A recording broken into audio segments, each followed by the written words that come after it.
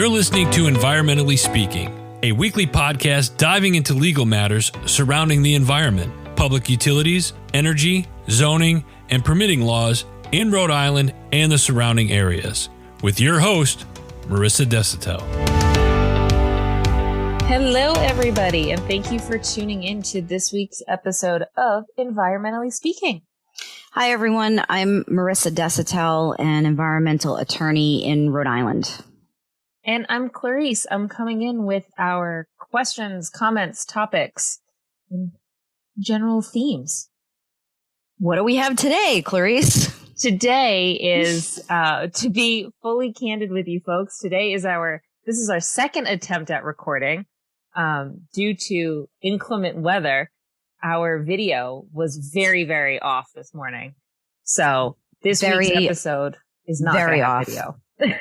And it at least resulted in a significant amount of stuff that we could laugh at, as well as we're hoping that our wonderful production team is able to use the material from this morning to add into what we're looking forward to as a blooper reel. Not sure when that's going to be coming out, but it's going to have some good stuff, I think. It is. And if you folks can believe all of the mistakes that I do make on camera, imagine all the ones that are going to be in the blooper reel. You're in for a treat. And I think today is our 66th episode. It is. Man, that went by quick. I know. We're in it now. But all things good news. I have decided today is a good news episode. I'm very excited. Really? Yes, my dear pessimist. Today we are talking about the Senate rejects an amendment that would speed approval for polluting projects. Come again? The Senate is rejecting an amendment that would make it easier for polluting projects to move quickly, to sort of skip the line past the red tape and the environmental considerations that we so often yell for. And this is a U.S. Senate issue. Okay. Not Rhode Island specific. No, I would say Senate with a capital S, but I think you have to capitalize it for both of them. I'm sure the folks in Rhode Island would agree with you. So Senator Joe Manchin has tried to attach legislation to the National Defense Authorization Act that would weaken NEPA's ability to review and weigh in on projects. Look at you using acronyms. Could you tell us what? See my jazz hands. Could you tell us what NEPA is? The National Environmental Policy Act. Hey, this feels a lot like law school. It does. Every week. Really? Sometimes so? when we get acronym heavy, but then when I get to talk about environmental impact on cemeteries, less so. Yeah, I don't remember law school being even remotely this fun. So this proposed act, like I said, would have allowed projects to skip some of the things that we are so passionate about, that sort of checking in on the environment, doing a study, looking at the area. Are there endangered species? Is this an area that needs to be protected?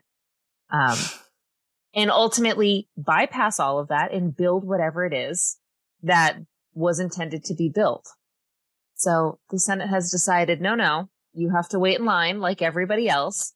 And the rules outlined in NEPA are important and deserve to be upheld. And we need to keep this process in place.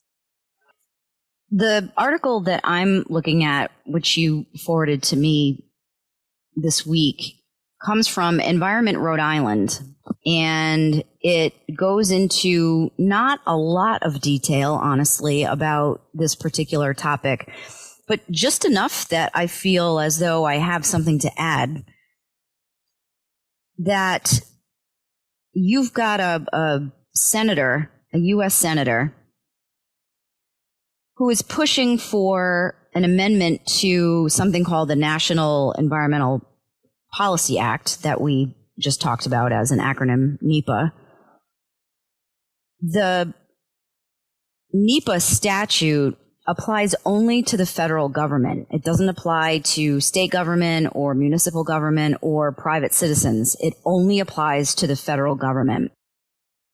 Its teeth are that if you've got a major federal project that's likely to result in a negative impact on human health or the environment, that federal agency has to go through an environmental review process. The action that this U.S. senator is taking, which is bullshit, if you ask me, because he's trying to sneak it in under another federal statute. I mean, if you have balls, just come forward and say that you want to amend NEPA. But no, instead, this guy is going to attempt to push a political agenda that would take away the requirement that federal projects have to stop and take a look at what their environmental impacts might be. And according to this article in Environment Rhode Island, the legislation, if it had passed, would have reduced the time for environmental reviews. So say, for example, you've got to do an environmental impact statement within, I don't know what the actual statutory deadline is, but let's say it's 6 months. According to this article, the legislation would have reduced that time for the environmental review to, let's say 3 months, cut it in half. There's not enough time under NEPA to do the environmental impact statement to begin with. There's just not enough time. And it looks like the legislation would have cut or significantly reduced that time. It also would have codified the Mountain Valley Gas Pipeline Project. Yes. Which means that the federal government would have made this particular gas pipeline project statutory. And who knows what kind of implications that carries with it. But certainly it would have limited the public's ability to have any kind of input into the project and potentially objecting to it. See our past episode on the Open Meetings Act. Excellent reference. Thank you very much.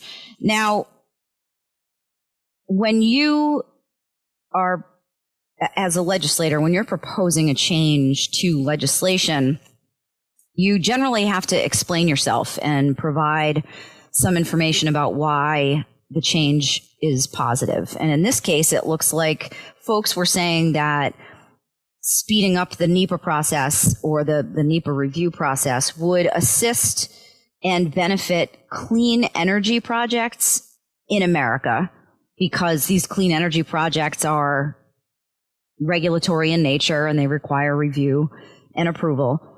But an analysis by a group called Environment America and Frontier Group found actually the opposite, that it's mostly fossil fuel projects that are in review under NEPA and far outnumber clean energy projects. So if this change to legislation had gone through, the environmental review process for fossil fuel projects would have been sped up. And reviewing another article, which I will make sure all of these are included in our show notes in case anybody wants to start their reading here. This might make your blood boil.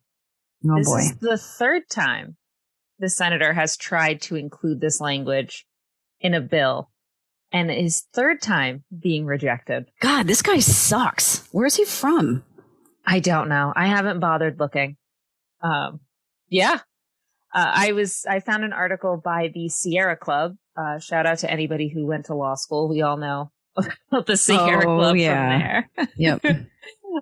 They posted an article discussing how it is the senator's third attempt and third failure in a row. And what I loved is the Sierra Club deputy legislative director released the following statement. And if I could just read it. The senator and the fossil fuel industry are learning that no matter how persistent they may be, advocates will not back down from this critically important fight against any proposed legislation that would rubber stamp the disastrous Mountain Valley Pipeline and other fossil fuel proposals. We must ensure, we must protect, we must ensure we must protect the public health of our communities and ensure access to clean water and air for all. Love that. I Googled this fool while you were talking, and right on his homepage on his website, he's got a picture of a river. You gotta be kidding me. Is it a goodbye photo from what he's doing? Yeah. He's a United States Senator for West Virginia. Yeah, I'm sorry, people of West Virginia, although I guess you wanted him.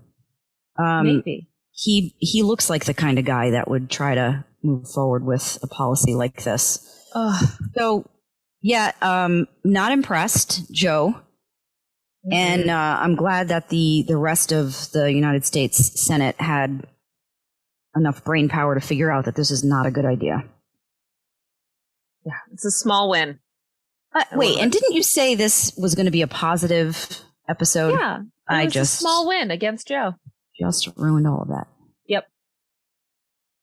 That's all I have to say. Well, dear listeners, I hope none of you are surprised. Tell us your thoughts. Tell us your reactions. And any other topics you want to hear. We're going to keep finding things that are relevant coming up in the news. But if there's something that's on your mind that you want to hear me try to say positively and Marisa bring us back down to earth, write in, let us know. It's almost like I can't help it.